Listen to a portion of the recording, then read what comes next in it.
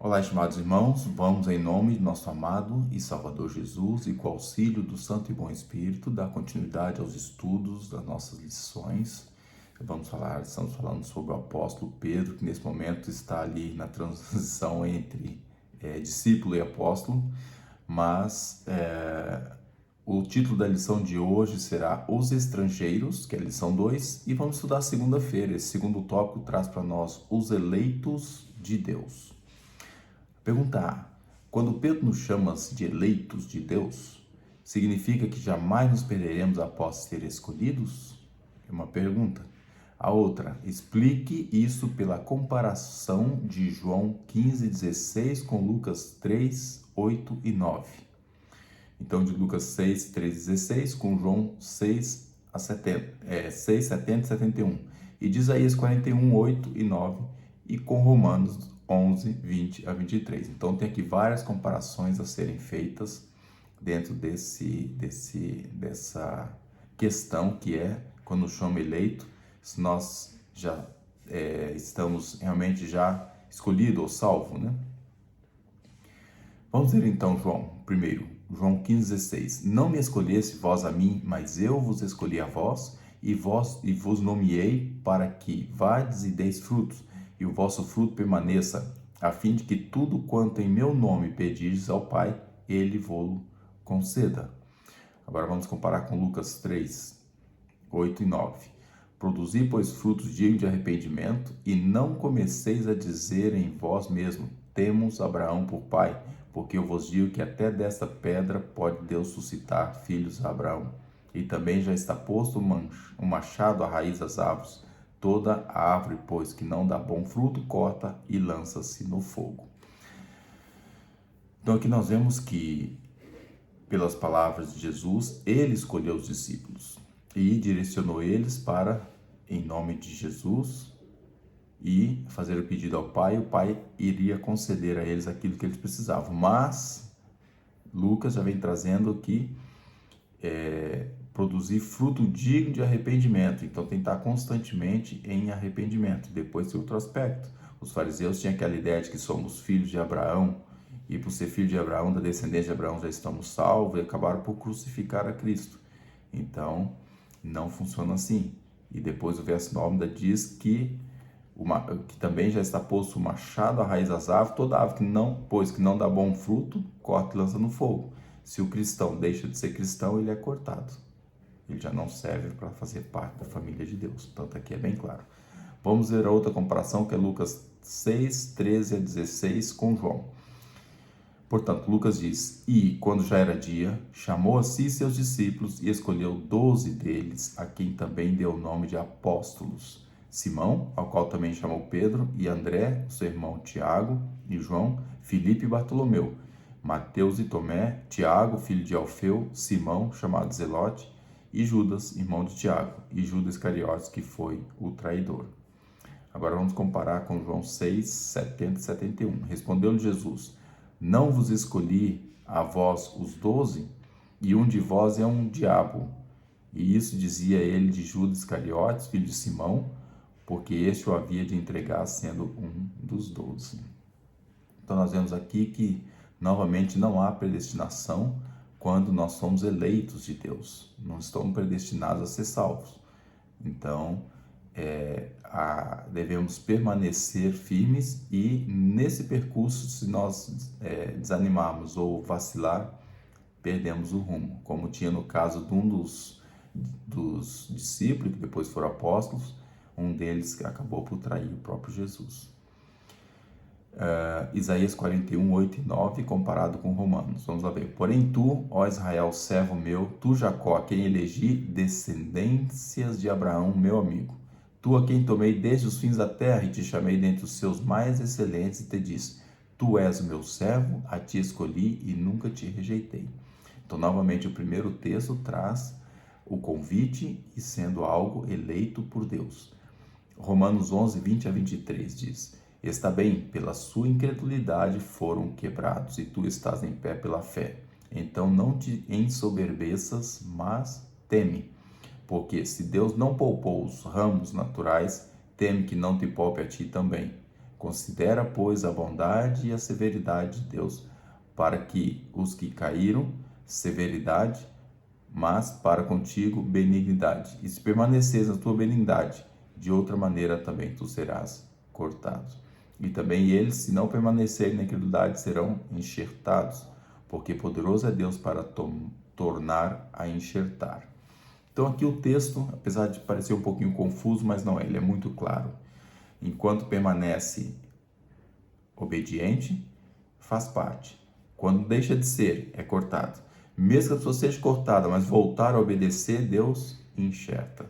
Porque Ele é um Deus de amor e a salvação está aberta a todos quantos se arrepender e voltar aos caminhos, voltar a Jesus. Portanto, como Pedro é um grande exemplo, ele também traiu o mestre. Ele se viu numa situação completamente adversa. Ele podia ter naquele momento se revoltado, mas não. Ele entendeu o seu erro, se humilhou, aceitou o convite, aquele olhar maravilhoso, aquele olhar de amor de Jesus para ele, e esse convite fez com que ele se tornasse um grande Pedro, né? Aquele Pedro que já não confiava em si, ele já sabia que ele poderia cair. Então, um Pedro que depositou toda a sua confiança em Jesus, e a partir daí foi um grande, faltou minha palavra, não é discípulo, é apóstolo, tornou-se um grande apóstolo após deixar de confiar em si próprio. Muito bem, vamos ler a Pena Inspirada, Testemunho para a Igreja, volume 4, página 41 e 42, traz o seguinte: quando nosso Salvador escolheu Judas, seu caso não era sem esperança. O discípulo tinha algumas boas qualidades. Ao se unir com Cristo na obra, ao ouvir seu discurso, ele teve uma oportunidade favorável de ver os próprios erros.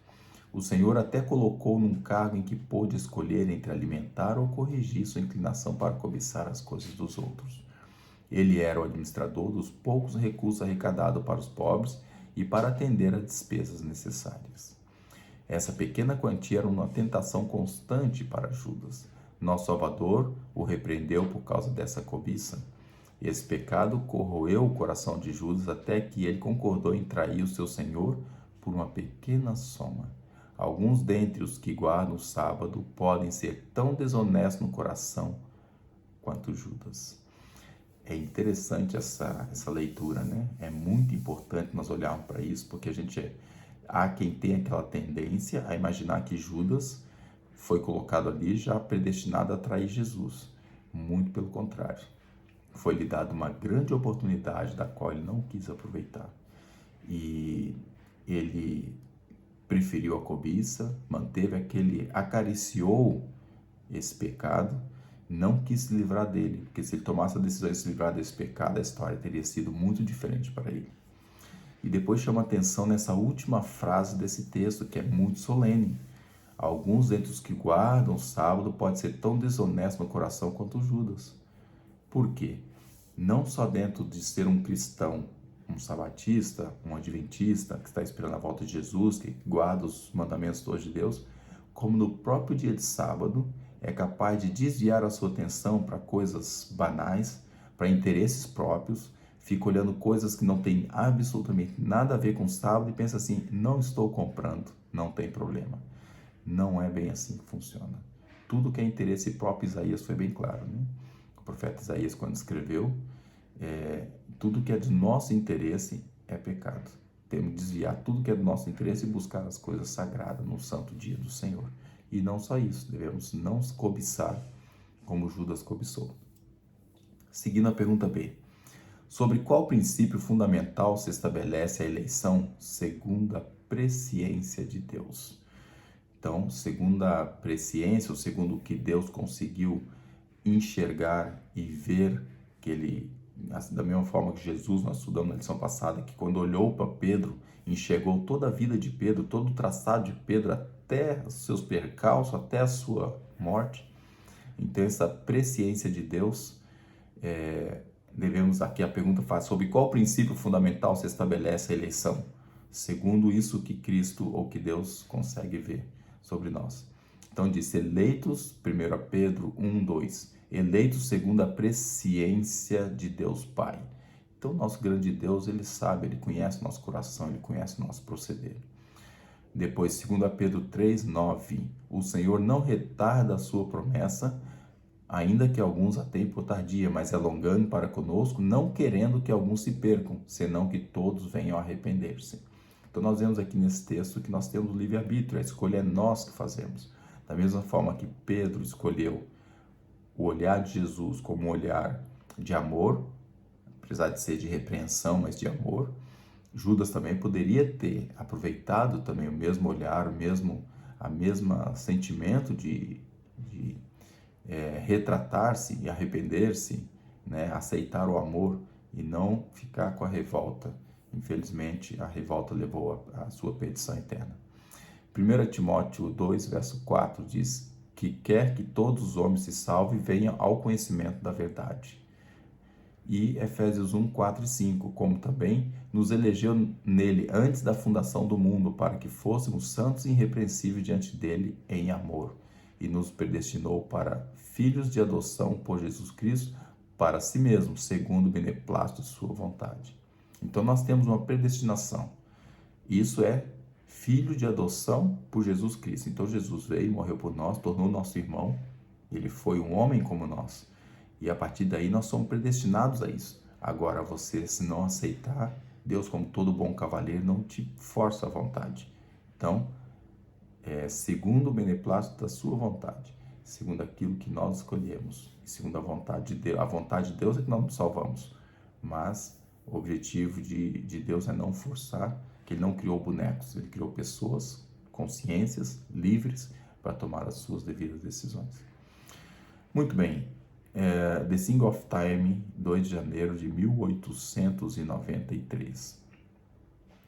O Pai ama profundamente seus eleitos que vivem entre humanidade. Quando fala do Pai é Deus, né? Então Deus ama profundamente os seus eleitos que vivem entre a humanidade. Esse é o povo que Cristo redimiu com o preço do seu próprio sangue. Assim, pelo fato de responderem ao chamado de Cristo por meio da soberana misericórdia de Deus, são eleitos para serem salvos como seus filhos obedientes. Aqueles que se humilharem como uma criancinha, receberem a palavra de Deus e obedecerem a ela com a simplicidade de uma criança, estarão entre os eleitos de Deus. Então, eu já tinha comentado há pouco, e aqui essa frase é mais elucidativa: aqueles que receberem a palavra de Deus e obedecer a ela com a simplicidade de uma criança. Ou seja, não é eu vou até aqui, mas isso eu não abro mão. Ou eu vou acariciar isso aqui, eu aceito toda a mensagem, mas essa parte do vestuário eu não aceito, essa parte da alimentação eu contesto, essa parte do sábado eu acho que não é bem assim, pode ser assado. E toda vez que nós colocamos esses entraves, nós estamos incorrendo num risco muito sério, porque o Espírito Santo vai trabalhar em nosso coração, mas se nós formos irredutíveis, a voz vai ficando mais baixa e se afastando.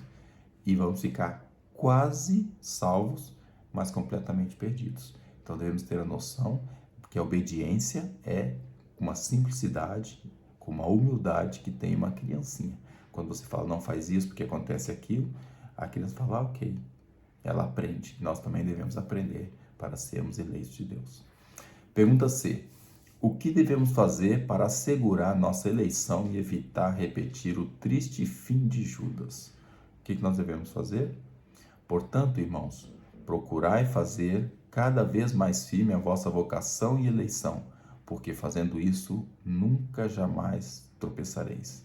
Então temos aqui algo muito importante, que é fazer a vocação, a eleição, estar focado nas coisas que Deus pretende e quer para nós. Se nós não fizermos isso,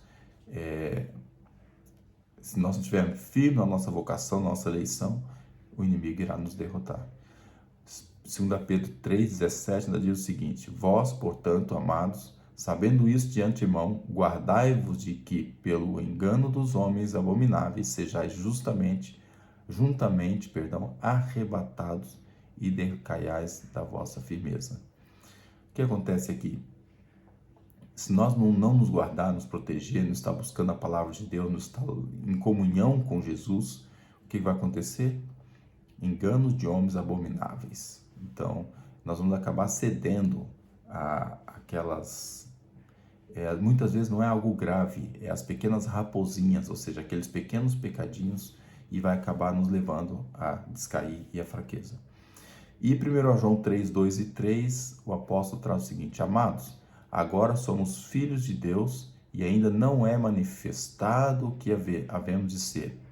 Mas sabemos que, quando ele se manifestar, seremos semelhante a ele, porque assim como é, o veremos. E qualquer que nele tenha essa esperança, purifica-se a si mesmo, como também ele é puro. Então nós devemos ter plena noção, constantemente, da pureza de Cristo, da pureza de Deus, da lealdade que Jesus teve para com Deus e buscar ele como o único exemplo nosso. Não é o irmão fulano, o irmão Beltrano, o irmão Ciclano, porque esses podem decair. Esses podem levar a decepcionar ou muitas vezes devagarzinho nos levar a cometer erros. Mas Jesus não, Jesus foi puro e ele é que nos purifica, ele é que nos traz realmente como espelho algo a ser seguido. Comentário Bíblico de Ellen White, volume 6, página 1079, traz o seguinte comentário: se cumprirmos as condições que o Senhor estabeleceu, garantiremos nossa eleição para a salvação. A obediência perfeita aos seus mandamentos é a evidência de que amamos a Deus e de que não estamos endurecidos pelo pecado. Então, qual é a maior evidência que podemos dar de que nós estamos obedecendo, ou que nós estamos seguindo os preceitos de Deus, que nós amamos ao nosso Pai Celestial, que nós não estamos endurecidos pelo pecado? É obedecer aos seus preceitos. Mas como uma criança, como lemos do texto, nós temos que obedecer sabendo que muito dos preceitos divinos é contra a carne, é contra o lado carnal que nós temos. E nós temos que trabalhar com o Espírito, em comunhão com o Pai, em comunhão com Jesus, lendo a Escritura Sagrada, em oração. E nós vamos, através do Espírito, dominar a carne. E dessa forma conseguir sair vitorioso para que possamos realmente fazer parte desse povo eleito, que é o que nós estamos estudando, né? Os eleitos de Deus. Que Deus nos abençoe e dê sua graça para que possamos estar atentos, porque o diabo anda em derredor, bramando como um leão, buscando a quem possa tragar.